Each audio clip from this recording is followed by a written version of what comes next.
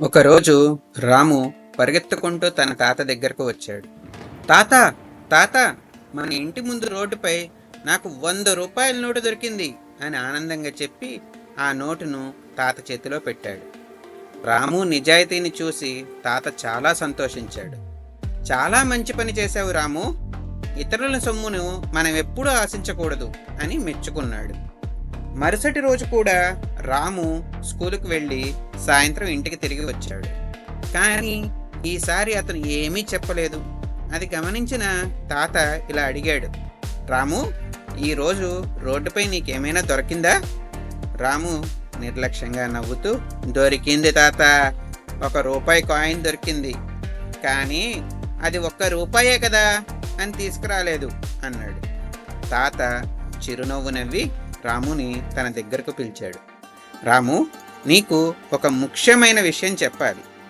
సముద్రం కూడా చిన్న చిన్న నీటి బిందువులతోనే ఏర్పడుతుంది. అలాగే పెద్ద సంపద కూడా ఒక్కో రూపాయి కూడబెట్టడం వల్లే వస్తుంది. కొద్దిసేపు ఆగి మళ్ళీ ఇలా చెప్పాడు. నిన్న నీకు దొరికిన 100 రూపాయల నోటు, ఈరోజు కనిపించిన 1 రూపాయి కాయిను రెండూ నేనే అక్కడ పెట్టాను. ఆ మాట విని రాము ఆశ్చర్యపోయాడు. తాత ప్రేమగా ఇలా చెప్పాడు, 100 రూపాయలకు విలువ ఇచ్చి 1 రూపాయిని చిన్నచూపు చూశావు. కానీ గుర్తుంచుకో రాము, డబ్బు విలువ దాని మొత్తంలో కాదు, దాని ప్రాముఖ్యతలో ఉంటుంది. ప్రతి రూపాయి విలువైనదే.